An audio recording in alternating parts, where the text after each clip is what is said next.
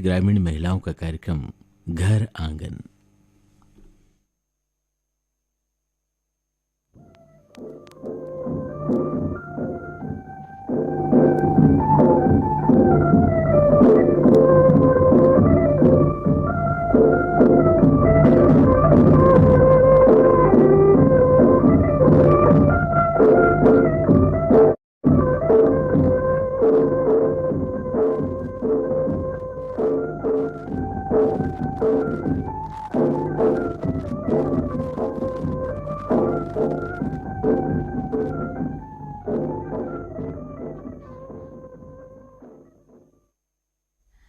घर आंगन कार्यक्रम सुनैया सबो बहनी मल्ला आशा के राम राम। बहनियों, आज है 29 अगस्त और आज के दिन ला हम मनावत हन खेल दिवस के रूप में। और खेल हमार शरीर के संगे संग मन ला तको स्वस्थ रखते, ये बात ला आप सबो जानत हो। भाई मनोरंजन तो होबे करथे, हमार विकास तको होथे। खेल हमला जी हाँ एकी के डोरी में बांधथे, उन्हें सद्भाव ला बढ़ाथे और बड़े ले बड़े कठिन बेरा ले लड़े के शक्ति देथे। त आज यही सब बात ला सकेलत हम आप मन ला भेंट वार्ता सुनवाबो और एकरे संग बनी हो आप मन के मनपसंद क्रम गीत ले भरे कहनी तको सुनवाबो। तो कहूँ जाहु जन जुड़े रहो हमार संग घर आंगन कार्यक्रम में और सुनो पहली ये भेंट वार्ता। विषय है स्त्री, खेल, दशा और दिशा। वार्ताकार हैं सरिता देवांगन और इनकर ले चर्चा करत हैं हमार बहनी संध्या परगनिया। खेलहू कूदहू त बनहू खराब और पढ़हू लिखू त बनहू होशियार। अभी के बेरा में एखर मायने ही अलगे छे। खेलहू कूदहू त बनहू स्वस्थ और होशियार। काबर स्वस्थ तन में ही स्वस्थ मन बसथे। अभी के बेरा में खेल सिर्फ मनोरंजन के साधन बर नो है, बल्कि खिलाड़ी राष्ट्रीय अंतर्राष्ट्रीय स्तर में अपन चिन्हारी बना सकते और खेल ला ही अपना के अपन आर्थिक आमदनी के जरिया बना सकते।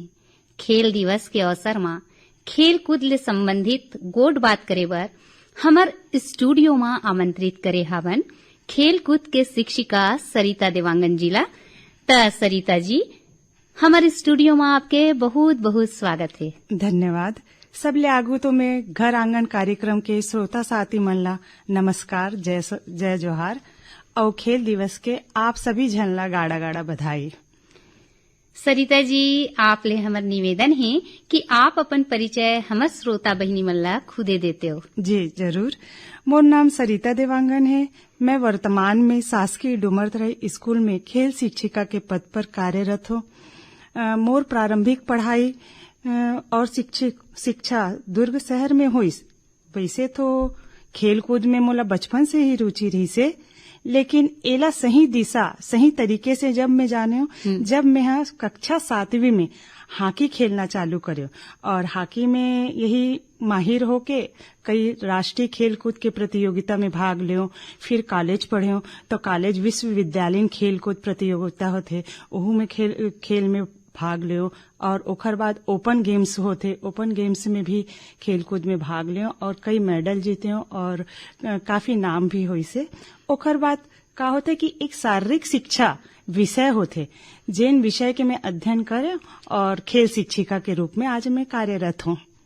हाँ, आप तो हॉकी खिलाड़ी हवो, तो आप ला हॉकी खेले के प्रेरणा कहाँ ले मिलिस और खेल कूद के हमार जिंदगी में का महत्व है? संध्या जी, जैसे कि मैं आप ला और श्रोता मन ला बताए हूँ कि मैं कक्षा 7वीं से हॉकी खेले बर सीखी हूँ और ओ जमाना में ज्यादा हॉकी ला ओखर नियम ओखर तरीका ला ज्यादा जानत नहीं रहा। केवल टीवी में देखे और टीवी में ही देखे सुने और अखबार में पत्रिका में पढ़े। और ओखर बाद फिर हमार स्कूल में आई से हॉकी के कोच है, ते हॉकी से ये करी से सिखवाई से और साथ ही साथ फिर मैं ओखर बाद हॉकी खेले बर चालू करो। लेकिन घर में थोड़ा से वही जानथो ना, पिताजी मोर बाबूजी मोर है थोड़ा से रोकी से, लेकिन माताजी के फुल मोर सपोर्ट रही से, तेखर कारण मैं हॉकी सीख सक्यो। और जैसे कि आप मन खेल के महत्व के बारे में कहा तो मैं तो यही कहूँ जीवन के एक महत्वपूर्ण हिस्सा है। खेल है तो मनोरंजन है, मनोरंजन है तो स्वस्थ तन है, स्वस्थ तन में ही तो स्वस्थ मन वास करते ना, और स्वस्थ मन है, मन प्रसन्न है, तो फिर का बात है। मतलब खेल कूद के महत्व वाला छोटे से शब्दों में नहीं समझा सको मैं। हाँ, ये तो बने के है सरिता जी। फिर राष्ट्रीय अंतर्राष्ट्रीय खेल में महिला मन के का स्थिति है, और हमारे छत्तीसगढ़ के महिला मन ला आप कौन जगह पात हो? महिला मन की स्थिति तो मैं ये कहूँ संध्या जी, भारतीय खेल जगत में तो महिला मन के महत्वपूर्ण योगदान है। मोर भी मानना ही, शायद आप मन के भी होई, सबो जन के भी होई। महिला मन ही न केवल अपन घर के नाम रोशन करत है, वरन देश और पूरी दुनिया में अपन नाम रोशन करत है। अब मैं अंतर्राष्ट्रीय खिलाड़ी जो महिला मन के ओखर नाम लेना चाहूँ। उड़न परी के नाम से जानत हो आप मन, जैसे उड़न परी के नाम चालू कर दो तो पीटी उषा जी के नाम हमला अभी भी याद आ जाते। और वही प्रकार से मेरी काम जी है, मेडल लाए हमारे देश के नाम पूरी दुनिया में विख्यात करे है। बैडमिंटन खिलाड़ी है साइना नेहवाल जी, पीवी सिंधु जी, और कुश्ती में हमार गीता जी, तेना अनेक मेडल लाए है। अब बात करत हो हमार छत्तीसगढ़ के महिला मन के, तो हमार छत्तीसगढ़ के महिला मन भी कम नहीं है, हवे का कम बताओ ना। नहीं हवे कम। तो हमार छत्तीसगढ़ के भी महिला मन है देश के नाम रोशन करे है।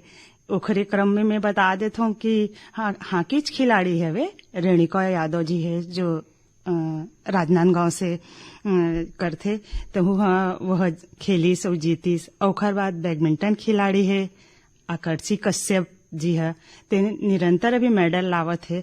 और क्रिकेट जो महिला जो टीम है ना, उनमें भी हमारे मन के छत्तीसगढ़ के 3 खिलाड़ी मन चयनित हो है। तो ऐसे कहा जाए कि महिला खिलाड़ी मन निरंतर ही अपन देश के नाम ऊंचा करत है। और जब हमारे छत्तीसगढ़ की बात आई सरिता जी, तो हमारे पारंपरिक खेल आज के बेरा में नंदावत जावत है, एकर बारे में आप का कहना चाहते हो? नंदावत जावत है के बारे में तो मैं थोड़ा सा एक ठन गीत गुनगुनाना चाहता हूँ, अगर आप आज्ञा करो तो। बहुत अच्छा सुंदर गीत है ओखर। नंदा जही नंदा जही नंदा जही कारे, रज रच मच मच गेड़ी चढ़ैया, फुगड़ी बाटी औ कबड्डी खेलैया, नंदा जही कारे। एक गीत ला सुने हुआ आप मन? बहुत अच्छा, बहुत अच्छा है, बहुत अच्छा गीत है। तो अब हमला संध्या जी नंदाए के चिंता नहीं करना है। काबर की हमारे जो सरकार है ना, छत्तीसगढ़ी सरकार है, ते ना छत्तीसगढ़िया ओलंपिक खेलकूद प्रतियोगिता आयोजित करे है। और ये छत्तीसगढ़िया ओलंपिक में जो माटी से जुड़े हुए जो खेलकूद है, बाटी, भौरा, फुगड़ी, संकली, पिट्टूल, कबड्डी, ऐसे जो हमारे पारंपरिक खेलकूद है ना, वो प्रतियोगिता के आयोजन करते, वो भी ब्लॉक स्तर पर, संभाग स्तर पर, जिला स्तर पर। इनमें कोई सीमा नहीं रहा, लड़का से लेकर सियान तक के पूरा इस प्रतियोगिता में भाग लेते। तो मैं धन्यवाद देते हो हमारे छत्तीसगढ़ सरकार ला कि हमार माटी के जो खेल कूद है, हमार संस्कृति है, तेखर से हमन ला जोड़े रखे है। लेखा से लेकर सियान तक आज मैदान में उतरे है और खेला थे बने। हाँ सरिता जी, आप तो बिल्लस, फुगड़ी, पिट्ठूल, खो खो खेल मन ले तो उमर बचपन के सुरताला करा दो। फिर अभी की बेरा में लइका मन मोबाइल में माते रहते, तो आप ये बताते हो कि मोबाइल के लत ले कैसे हम अपन लइका मन ला बचा सकथन, ताकि लइका मन बाहर जाके खेल सके? देखो, मोर तो मोबाइल के ये कहना है, आज तो हमार आवश्यकता बन गई है मोबाइल है। और हमन ये बात ले झुटला नहीं सकन कि इंटरनेट के जमाना है, तो इंटरनेट के जमाना में तो हमन अपन लइका मन ला पीछे नहीं रखबो ना। लेकिन आप कहा तो कि आजकल सही बात बोलत हो आप मन कि जरूरत से ज्यादा लइका मन गेम मोबाइल में बिल्कुल लगे रहते। तो मैं आज हमार माँ बाप, हमार महतारी मन है, जेखर पास सही बोलो कि काम काज के कारण समय के अभाव रहते, समय के अभाव के कारण वह कहीं दूर जाते नौकरी करे बर, ओखर बाद घर आते थक जाते, फिर वह अपन मोबाइल में हो जाते। तो मोर प्रार्थना है भई ओखर मन से कि थोड़ा समय अपन लइका मन ला दो और अपन लइका मन के साथ मैदान में उतरो, खेल कूद में उतरो, कहीं जाओ, योगा करो, उमन ला फुटबॉल खिलाओ, क्रिकेट, मतलब अपन साथ खेल, मनोरंजन, खेल का है मनोरंजन करो। और ना हो सके तो खेल में भी घर में भी अपन हवे कैरम बोर्ड है, शतरंज है, लूडो है। तो मतलब खेल के माध्यम से ही हम अपन लइका मन ला ये आदत थोड़ा कम करवा सकथन। एमे जरूरी हमन ला करना पड़ी, हमर महतारी मन ला, हमर पापा मन ला। सिर तुने बात की है सरिता जी। तो फिर आप तो एक खेल शिक्षिका हवो, तो खेल के क्षेत्र में खास तौर ले लड़की मन के भविष्य में अपन पाँव में खड़े होए बर का जी, ओला अपन हाँ। दिशा बना सकते हैं? बिल्कुल बना सकते, काबर नहीं बना सके। मैं खुद बनाए हो, एक बनाए हो और काल थे गौरव में जीवन ला व्यतीत करत हो। आज मोला बहुत अच्छा लगते कि मैं छोटे छोटे लइका मन के साथ खेलत हूँ, खेलवात हूँ, उमन ला आगे बढ़ात हूँ। और ओखर बाद ओखर कैरियर के सवाल है, तो कैरियर में हमार जो सरकार है ना, वह खेल कोटा के अंतर्गत अनेक नौकरियां रखे है। ते में कार रेलवे में हो, क्या एयर इंडिया में हो, वन विभाग में हो, ऐसे अलग अलग विभाग में सरकारी नौकरी मिलथे। अपन खुद के व्यवसाय आजकल चला सकथे ना, जिम चलाथे, कतका अच्छा से एरोबिक डांसिंग क्लास चलावत है। तो ये सब करके आप मन के जीविका चल सकी, कैरियर बना सकी। तो बहुत ही सुनहरा कैरियर है खेल कूद में। तो हाँ, आप ये तो बहुत सुंदर जानकारी दो। फिर आप लइका मन ला खेल कूद सीखो था, एकर अलावा और का सीखो था? लइका वैसे तो मैं जैसे बताए हूँ कि मैं खेलकूद के शिक्षिका हूँ, और खेलकूद के साथ साथ हॉकी, कबड्डी, खो खो ऐसे अन्य खेल तो खैर करवाते ही लइका मन ला, मोर स्कूल के लइका मन ला। और बाहर तक लेके जात हो, ब्लॉक स्तरीय, संभाग स्तरीय, राज्य स्तरीय और राष्ट्रीय स्तरीय में भी मोर लइका मन हा भाग ले है। और खेल के साथ साथ भी मैं एक नवाचार करे हूँ। नवाचार कहे जाए जो मैं लइका मन ला संगठित करके एक तालमेल बनाते हुए एक बीटिंग रिट्रीट होते, बैंड ड्रम के जो होते माध्यम से मार्च पास होते। बहुत अच्छा बहुत सुंदर देशभक्ति जो अपन मन के गीत होते, हाँ। ओखर माध्यम से आपसी तालमेल करके मार्च पास करके कुछ विविध प्रकार के आकृति बना के बहुत सुंदर ढंग से, जिसमें कई प्रकार के वाद्य यंत्र के प्रयोग होते, ओखर माध्यम से मैं एक बैंड ड्रम के दल के गठन करे हो। और वो लइका मन ला नित्य नया पुराना लइका मन जाथे, नया लइका मन आथे तो सिखावत हो। अब सिखाए के से मोला अब ये नहीं पता रही से कि लइका मन के अतका रुझान हो जही कि मैं लइका मन स्वरोजगार तक हो जही, मैं स्वावलंबी तक बन जही। लइका मन का करत है कि आजकल बांसुरी के क्लासेस चालू कर दे, ट्रम्पेट सिखाए बर चालू कर दे, ते ओमे काहे सिखाथे तो महीना के आमदनी हो जाथे। साथ ही धुमाल बैंड प्रति चालू कर दे, उहू में अपन कमाथे। तो पढ़ाई के बाद मन अपन स्वरोजगार तो कर हो जाते। तो ये मोला बहुत अच्छा लगिस कि मोरे नवाचार में बैंड ड्रम के दल है तो पूरा बड़े बड़े कार्यक्रम में हमार भाग ले। अभी हाल ही में हमन राजभवन में भी हमार प्रस्तुति देन, जिसमें हमार राज्यपाल जी भी हमला प्रशंसा करी हमार लइका मन के बैंड के दल के। तो बैंड दल के जो है गठन वो मैं अभी कर रहा हूँ। अच्छा, आपके विचार जान के तो बहुत ही अच्छा लगे। और आप हमारे स्टूडियो में आए हो, अति कीमती बेरा हमला दे हो, एक हर बार आपके बहुत बहुत धन्यवाद। बहुत बहुत धन्यवाद आप सभी मला। स्त्री, खेल, दशा और दिशा, ये विषय रही से आज के हमार भेंट वार्ता के वार्ताकार रही ने सरिता देवांगन और इकर ले चर्चा करत रही ने संध्या परगनिया। और एक बाद आनंद उठावा बहनी हो आप मन के मनपसंद क्रम गीत ले भरे कहनी के।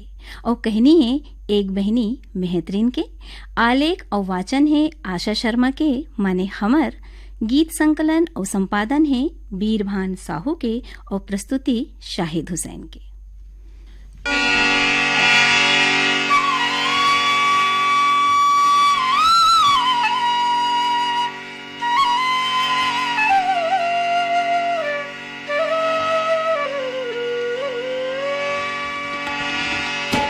खारून नदिया के तीर में बसे नानकुन गांव आनंद धाम, जैसा नाम तैसनेच गांव। मया, प्रेम, एकता और भाईचारा के गंगा बोहाथे यहाँ।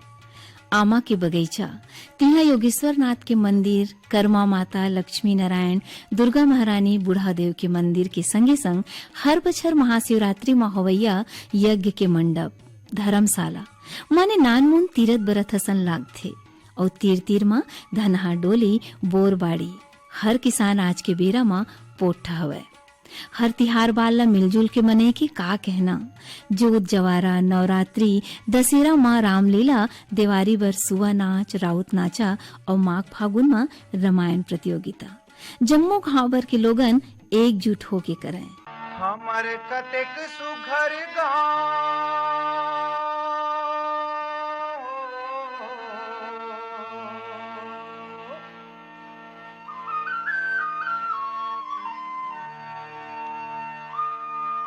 हमर कतेक सुघर गाँव,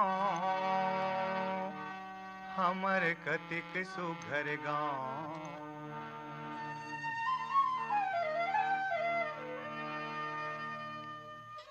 हमर कतेक सुघर गाँव, जैसे लक्ष्मी जी के पाँव। हमर कतेक सुघर गाँव, हमर कतेक सुघर गाँव, जैसे लक्ष्मी जी के पाँव। हमर कतेक सुघर गाँव, हमर कतेक सुघर गाँव हो। हमर कतेक सुघर गाँव, हमर कतेक सुघर गाँव, हमर कतेक सुघर गाँव, हमर कतेक सुघर गाँव, जैसे लक्ष्मी जी के पाँव। हमर कतेक सुघर गाँव, हमर कतेक सुघर गाँव, जैसे लक्ष्मी जी के पाँव। हमर कतेक सुघर गाँव। ये गांव में एक बात और देखब में आवे कि बेटी मन बिहार के गे रहे, फिर कोनो कोनो अपन परिवार संग यहाँ के बस जावे तो कोनो परिस्थिति के मारे आके रहे। ऐसने एक झन रहीस मेहतरीन, पातर दुब्बर सामर सामर शरीर ला देख के ऐसे लगे जैसे तपे है दुख माँ अपन मुंह के कौड़ ला लइका मन ला खवा खवा के पाले पोसे हवे। आज लइका मन बड़े बड़े होके अपन पाँव में खड़े हो गए हवे। बेटी बिहार के ससुराल चल दे हवे। आज सुरता के लहरा रही रही के उछाल मारा थे। मन के पड़की उड़ उड़ के आज मेहतरीन के घर को तिजात थे। काली राखी जौन हरे आज ओकर बेटा नतनीन अपन दादी के सेती गुरुजी पर राखी हमरा के जाही। गुरुजी तको काली सबले पहली ओकरे नाम के राखी ला बांधी, तेकर पाछू अपन बहनी मन के राखी ला। कही थे ना, मया की बंधना गरीब अमीर छोटे बड़े में भेद नहीं करे, अपन वीरान के भेद नहीं करे। भाई बहन के प्रेम के चंद सूरज है साखी, बांधे ले बिमुरुआ म भैया भेजत हव राखी। भाई बहन के प्रेम के चंद सूरज है साखी, बांधे ले बिमुरुआ म भैया भेजत हव राखी। तीन जन बहनीज बहनी माँ मंजली बहनी मेहतरीन घर गरीबी की सेती बुढ़ती डहार के एक ठन गांव में बिहाय रहीस। फिर विधाता काकर करम में का लिख के भेजे हवे कोनो नहीं जाने। सबो महतारी बापसन मेहतरीन के ददा तको बने देखभाल के बिहाव करे रहीस। फिर का करबे, घर वाला कब गलत संगत में पड़ के नशा पानी करे बर लगिस, गम नहीं मिलिस। मेहतरीन बड़ कोशिश करिस सही रद्दा में लाए बर अपन जोड़ी जावर ला। एक जन्म के नतर थे पति पत्नी के, बने बने में तो सबो संग देथे। फिर धीरज धर्म मित्र और नारी, आपत काल परखिए चारी। यही सोच के अगोरा करीस घर वाले के सुधरे के। फिर लोग लेका मन के पेट के भूख आत्मा ला कल्पा दिस, तब मैके के रद्दा ला धरिस। 4 जन बेटा और 1 जन बेटी ला नान नान छेरी पठरू असन धर के रेंगत मैके आगे। लेका मन के दुख नहीं देखेगिस, चलो लेका हो रोजी मजूरी करूं और तुमन ला पोस हूं। मैके में महतारी बाप बिहाय बेटी के ऐसन हाल ला देख के कही थे, बेटी बिहाव के बाद बेटी मैके में बोझा बन जथे, वो ससुराल के शोभा होथे। हमर तो खुदे छिटका कुरिया हवे, तोला यहाँ 5-5 जन लेका संग कौन मेर राखबो। मेहतरीन के मुड़ में दुख के पहाड़ टूट गए। टूटी की सपूना सुंदरिया, रही रही तरफ निचुड़ा डरा। रे मनुआ रही रही तरफ निचुड़ा डरा।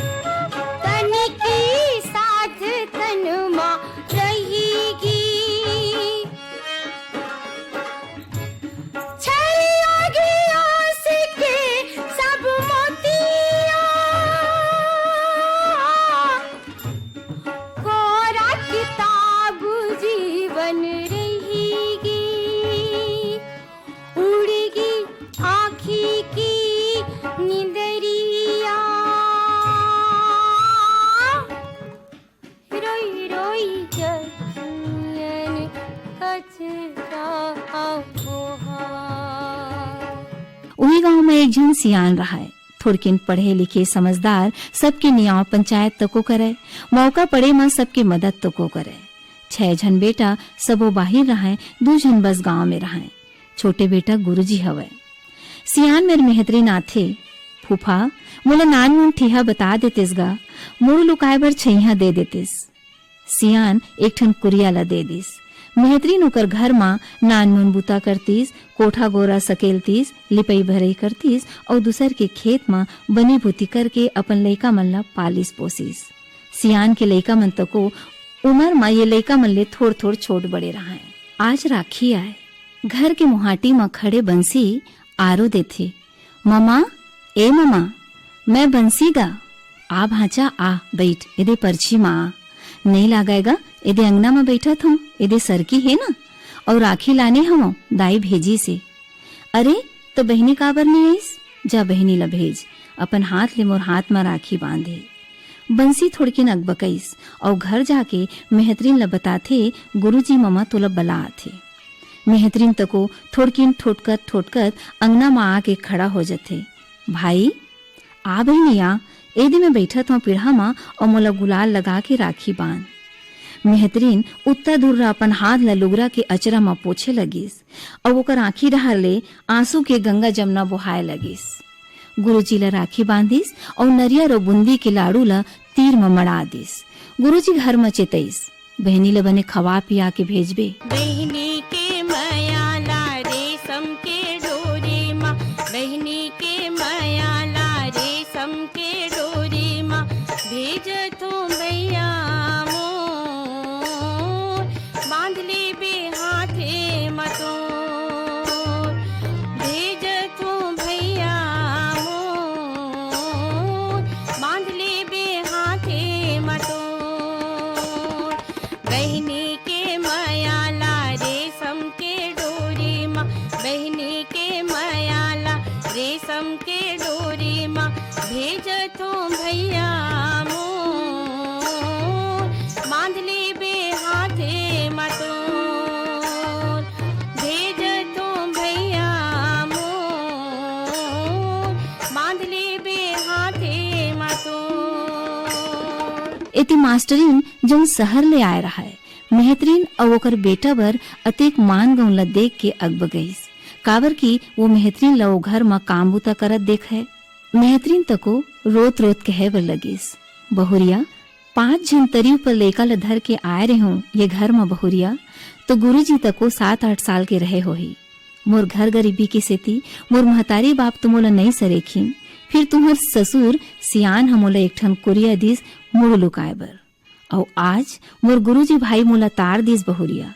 जुग जुग जिये मोर ऐसन भाई। मेहतरीन खुशी के आंसू पोछत गुरुजी ला आशीष देत चल दिस। चंदा सही तारे चेहरा झुलाए, तारे चेहरा झुलाए, रही रही के आखी माँ, मोरे भैया बांधे बहनी के माया,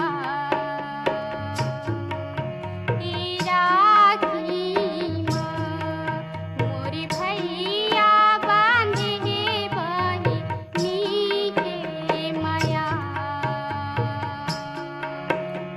राखी माँ। अब मास्टरिन के मन बिछुहुल हो गए सबो बात ल जाने बर।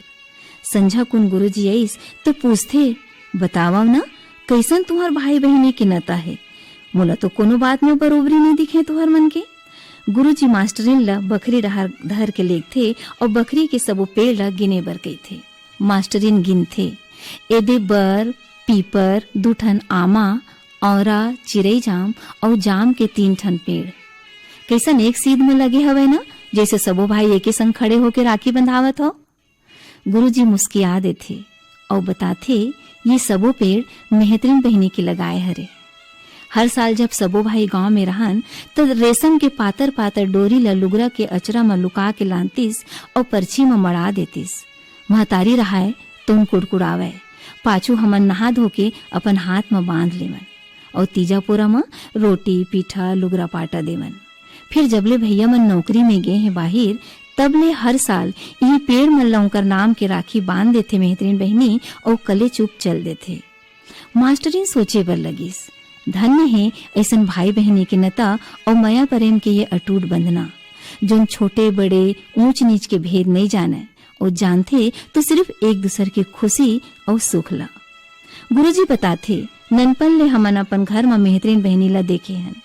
बिहनिया ले कोठा गोर्रा ला सकेल बहार के गोबर ला थोप डरतीस, अंगना द्वार ला लीप बहार देतीस और तहाँ ले खेत में बनी भूती करे बर चल देतीस। लोग लइका मन दिन भर इहे खेलत खाद बाढ़े लागिन। हमर महतारी चाय बनातीस, तहाँ ले मेहतरीन बहनी हमन ला अंगनाच में खड़े खड़े हूत करातीस, उठाओ नगा भाई हो, चाय पानी पी लेवो। काम बुता करे तेकर पैसा नहीं लेवे तो हमन जब जब शहर जातेन कुछ न कुछ काम के जिनिस ललान के दे देतेन मेहतरीन बहनी ला। हमन पढ़न लिखन तो मेहतरीन के लइका तको हमर पुस्तक कापी ले पढ़े लिखे और अपन पुरतिन पढ़ लिख के आज अपन गोड़ में खड़े हमें। तब बोले मेहतरीन बहनी जांगर के चलत ले काम बूता में जाए बर नहीं छोड़िस, अपन अपन घर द्वार बना डरे हमें लइका मन। तब बोले जब जब महतारी बलातीस दार चौड़नी मारे बर हौ दीदी कह के आ जातीस। गुरुजी के आँखी तब बुटबुटागे जब बताइस कि हमार पिताजी के 10 करम के बेटी के सबो नेंगला बहनी करी से और 10 दिन हमार महतारी के संग ला नहीं छोड़िस। उकर खवई पियई सुतई बैठई सबके ख्याल राखिस। मास्टरीन गुरुजी के खान में हाथ रख के कही थे, आज के स्वार्थ भरे बेरा में तुहर मन के ऐसन रिश्ता ला देख के मन बड़ गदगद हो। मास्टरीन एक डहार गुरुजी ला निहार थे और दूसरा डहार मेहतरीन के लगाए पेड़ मल्ला मया ले भरे हाथ ले सहला थे। मास्टरीन के आँखी ले झरझर झरझर आंसू चूहे ल धर थे। ऐसे लागथे कि मास्टरीन के हृदय में छोटे बड़े ऊंच नीच के गुमान मानो आंसू बन के बुहागे।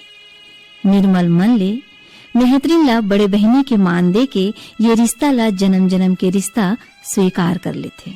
मेहतरीन बहनी के लगाए पेड़ में आज ऐसन फर लगत है कि झन पूछो। आमा के दिन में आमा, चिरई जाम, औरा और बर पीपर के छैहा में गुरुजी के लइका और मेहतरीन बहने के नाते नतनीन संगे खेलत खात हैं और एके बरोबर हवा मिलत है ओमल्ला और संग्रह बाढ़त तक है और संग में तैयार होवत है एक नवा नता रिश्ता। काबर की प्रकृति तो सबो ला बरोबर माया देती, एके हवा एके पानी और सबके शरीर में खून तको लाल होते। फिर मनखे काबर भेद करते छोटे बड़े ऊंच नीच और अपन बिरान के। भाई बहनी के बंधना के ये डोरी माया प्रेम विश्वास ला बढ़ाते। कतकोन ऐसने गुरुजी हो ही और कतकोन ऐसने मेहतरीन बहनी। जुग जुग जिए दोनों भाई बहनी और देवत रहे संदेशा माया प्रेम के तिहार राखी के। सावन के ये तिहार भैया दीदी के दुलार आगे आगे राखी के ये तिहार कब आबे तैं दीदी हमार। सावन के ये तिहार भैया दीदी के दुलार आगे आगे राखी के ये तिहार कब आबे तैं दीदी हमार। बहनी हो अभी आप मन सुनत रहे हो गीत ले भरे कहानी।